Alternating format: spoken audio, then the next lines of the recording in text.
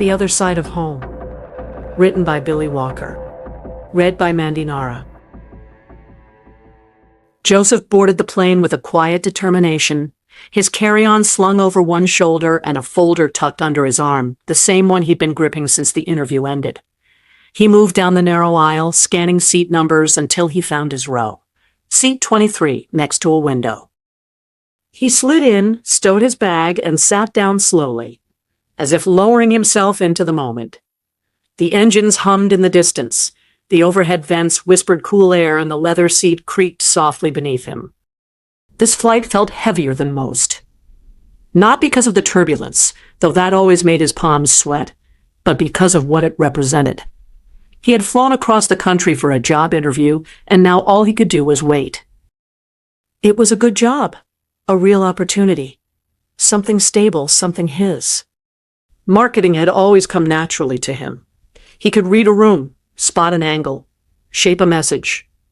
But that didn't quiet the nerves fluttering just beneath his ribs. He exhaled long and slow. The kind of breath you take when you're trying not to think about the things you can't control. Flying had always made him uneasy. Maybe it was the height. Maybe it was the lack of control. Or maybe, if he was honest, it was the simple fact that once you were up in the air, there was no turning back. The plane taxied down the runway, the engines roaring with a familiar crescendo. Joseph gripped the armrest lightly, his knuckles just beginning to pale. Then came the surge, wheels lifting off, the cabin tilting, the unmistakable press of gravity giving way. His stomach lurched as the ground fell away beneath him.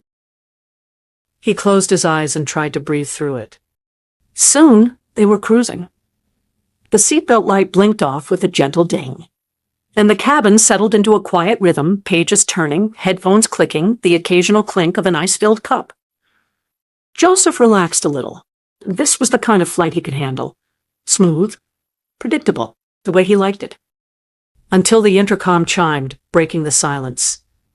The captain's voice filled the cabin. "Ladies and gentlemen, this is your captain speaking. I've instructed the flight attendants to turn on the seatbelt sign. We're heading into some rough weather, but don't worry, we'll get you to your destination safe and sound." The seatbelt light blinked back on with a hollow tone.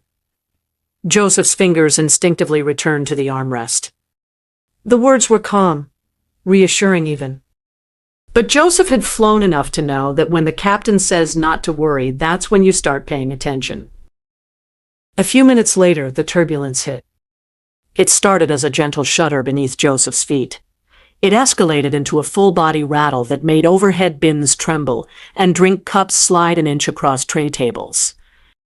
Joseph turned to the window. Clouds, dark and swollen, were pressing in on all sides. They weren't drifting anymore. They were rushing. A wall of gray swallowing the horizon, and within it, streaks of something angry. Wind shears slammed against the fuselage, jerking the plane sideways. The cabin jolted. A few passengers gasped. One of the overhead lights flickered, then steadied. And then, without warning, they were inside it. Lightning flashed all around them, white-blue bursts that lit up the clouds like a war zone. Joseph counted the seconds between flashes, but there were no breaks to count, one after another.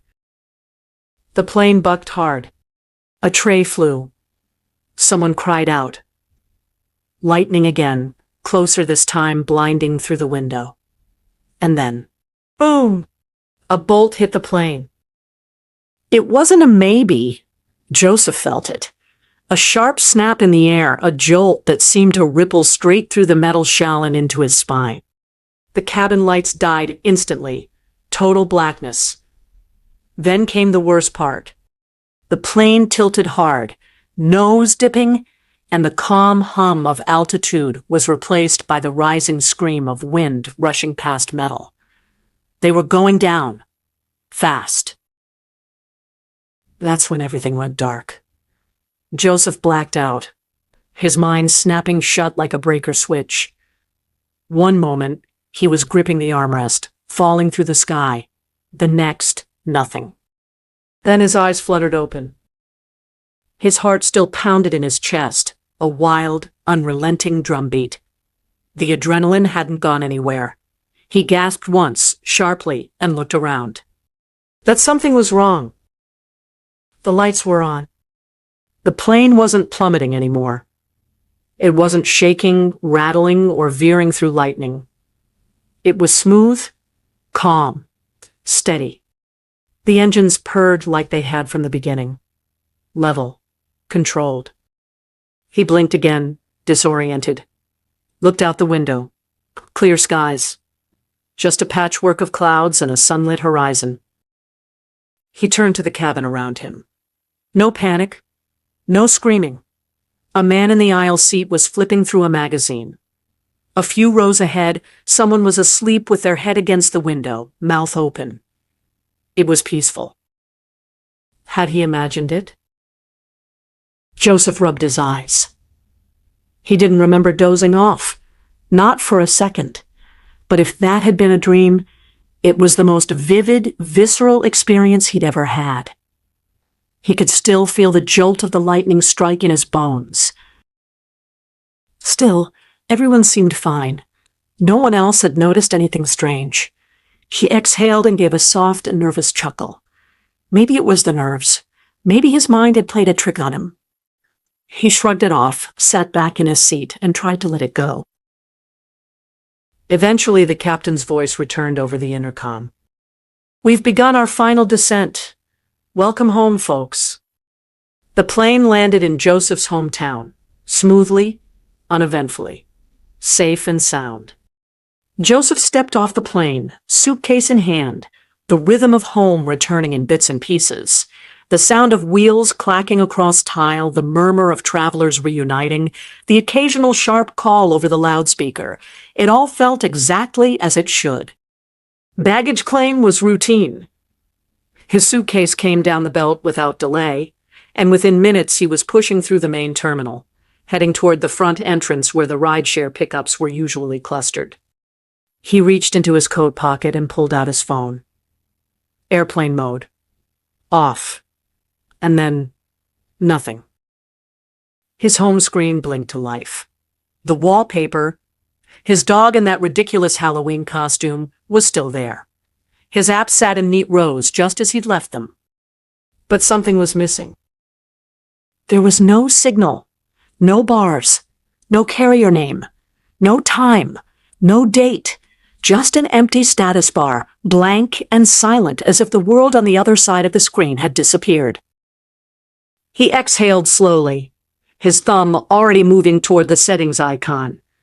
Maybe the airport's Wi-Fi would patch him through. He opened the menu. A spinning icon appeared beside searching for networks, and then it kept spinning and spinning. He waited. 1 minute, then 2. Still no results. Not a single network name. Not even the usual list of private hotspots and airport pop-ups.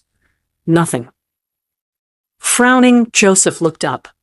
A young bag handler was pushing an empty cart nearby. Joseph took a few steps forward. "Excuse me, sir," he called out. The guy paused and turned toward him. "Can I help you?" Joseph raised his phone slightly. "Is the airport's Wi-Fi down?" The young man blinked. "Is what down?" Joseph squinted, unsure if he'd mumbled. "The Wi-Fi," he said louder. The bag handler tilted his head. "Wi-Fi?" he repeated, slow and uncertain, like the syllables were unfamiliar in his mouth, like they were words he'd never heard before. Joseph stared at him, waiting for the joke. It didn't come. The kid's brow furrowed, his face scrunched with honest confusion. Joseph waved a hand dismissively. "Never mind." He turned back toward the doors, more irritated than concerned, but a small, gnawing feeling had started to crawl up the back of his neck. Outside, he raised a hand and hailed a cab. No more tech. Just wheels, a driver, and a street that went home. The taxi pulled away, tires hissing against the wet street. Joseph stood in front of his apartment building. Same red brick. Same chipped mailbox. Same crooked little stoop he always tripped on when his hands were full. He was home. He took the stairs two at a time, the suitcase bouncing behind him. His heart lifted, not from the job interview, not from the flight being over, but from the thought of Greta, his dog, his girl. Kyle, his best friend since college, had agreed to feed and walk her, keep her company while he was gone. He was solid like that. Joseph reached his door, pulled out his keys, and jingled them as he always did. It was a little thing, a ritual that would to drive Greta wild. She'd come flying to the door, barking and wagging, like he'd been gone for years. But this time, nothing. No bark, no skittering paws, no happy howl. He slid the key into the lock and turned it. The door creaked open. "Gina?" he blurted, eyes wide. Kyle's wife sat on the couch, like she belonged there. She looked up from the television, remote in hand, slippers tucked under the sofa like she'd been there all day. "Did you come over with Kyle? Is he walking Greta?" Joseph asked casually. Gina furrowed her brow. "What?" Joseph paused, confused by her bewildered expression. "My phone's not working," he said instead, not wanting to pursue what he knew had to be true. "Is yours working okay?" Gina gave him a slow, sideways look, confused, a little annoyed. "Our phone is on the wall," she said, "and it's working fine." She gestured toward the corner of the living room. Joseph turned to look. There it was, a wall-mounted landline, beige plastic with a spiral cord, straight out of the 1980s. It hadn't been there yesterday. Where did that come from?" Gina stood up slowly. What is wrong with you?" she shouted, eyes narrowing. "You know, my mom gave us that phone as a wedding gift." Joseph froze. A cold wash of confusion hit him. Then he forced a laugh. Kyle might not like it if we were married. Gina just stared at him. Her jaw tightened. Who in the hell is Kyle? Joseph's eyes scanned the living room, trying to steady his thoughts. It wasn't just the phone. The big flat-screen TV, the one he'd mounted on the wall himself last spring, was gone. In its place sat a bulky retro console television. It had a curved screen framed in imitation wood grain, with twin VHF and UHF dials on the side. A museum piece. What was going on? Behind him, Gina's voice broke the silence. "So, how did the job interview go?" she asked, as if to change the subject. Joseph turned back to her slowly. Her tone was casual, like nothing was off. Like everything was perfectly normal. He hesitated, then shook his head. "Where is all of my stuff?" Gina blinked. "Your stuff?" He stepped closer to the TV. On top of it sat a framed 8x10 photo. The color was slightly faded, the corners curled. He picked it up. It was him and Gina. They were standing beneath a white archway draped in fabric and flowers. He wore a tuxedo. She wore a wedding dress. They were smiling, holding hands. His fingers trembled slightly as he set the photo down. "Are you feeling okay?" Gina asked from behind him. Joseph turned, masking his emotions. He couldn't explain what was wrong, because he didn't know what was wrong. Nothing made sense, and yet everything looked lived in, believable. "Yeah," he said quickly. "I'm fine.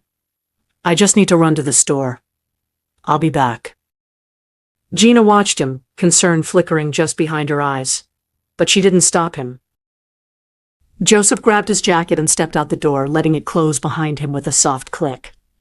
Out in the hallway, the air felt heavier, quieter. Something wasn't right, and whatever this was, it wasn't a dream anymore. Joseph walked the sidewalk with his hands in his jacket pockets, the chill of early evening settling into his skin. He needed space, air, movement, something to keep the thoughts from collapsing in on themselves. The world felt familiar, but only in broad strokes. like a dream, you wake up from remembering the layout of the house, but not the color of the walls. He passed the corner bank, a squat red brick building with a scrolling marquee above the entrance. The bright red letters blinked out in rhythm. Tuesday, 5:42 p.m., February 28th, 2025, 42 degrees. The date was right. So was the temperature. But everything else wasn't. The marquee itself looked aged, like it had been installed in 1986 and never updated. The font was old-school block letters, harsh and uneven. Joseph kept walking, watching the world move around him. The cars were all old. Not rusted out or broken down, but pristine, like they were restored to showroom quality. A boxy sedan rolled by, chrome-polished, engine humming low.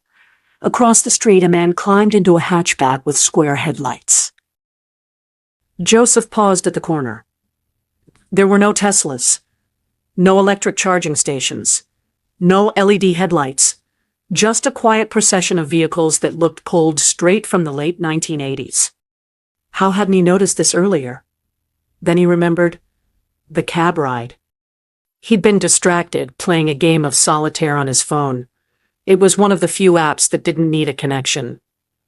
It had helped him tune out the discomfort.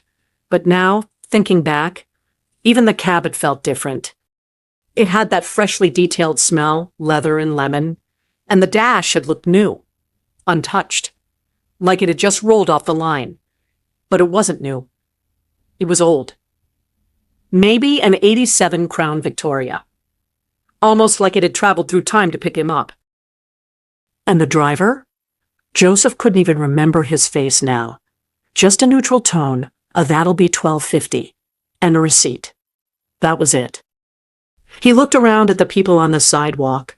The clothing, high-waisted jeans, leather jackets, big glasses, not costumes, not iconic thrift store outfits. These people wore them like it was perfectly natural. Joseph's breath caught in his throat. This wasn't a glitch. This wasn't a dream. He was somewhere else. Joseph walked, letting the cold air bite at his face. The further he went, the stranger everything felt. The buildings, the cars, the people. Familiar but off, like the world had been rebuilt from memory. Then, just ahead, a small setup caught his eye. A folding table draped in red velvet sat between a shuttered pawn shop and a laundromat. On it, tarot cards, glass beads, and a candle that had burned low into its holder. 2 women sat behind it. One was young, mid-30s maybe, eyes alert and watchful. The other was old, very old. Her long gray hair flowed over her shoulders. Her hands rested still in her lap. Her eyes were pale white, blind, but somehow still searching. Joseph would have kept walking if she hadn't raised a hand and pointed at him. You don't belong here. He stopped in his tracks. What did you say? The younger woman shifted, suddenly tense. I'm sorry, she said. She's blind, and she speaks to everyone. Sometimes it makes people uncomfortable. Joseph stepped closer. No. What did she mean? The old woman turned her face toward him, unblinking. You came through with the lightning, she said. When the sky broke open, you were torn from your world and dropped into this one. Joseph swallowed hard. He hadn't told her anything. He hadn't said a word about the storm, or the plane, or the moment it all changed. How do you know that? He asked. The old woman didn't answer. Instead, she tilted her head and spoke again, voice soft as ash. The one who belonged here died. You slipped through when he left.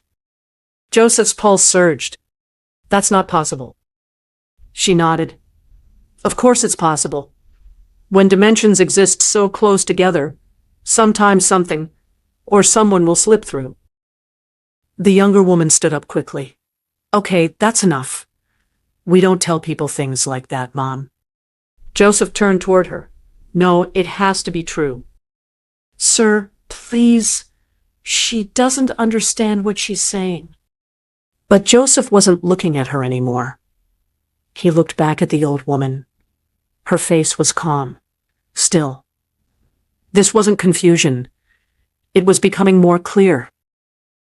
For the first time since he stepped off that plane, someone had spoken the truth.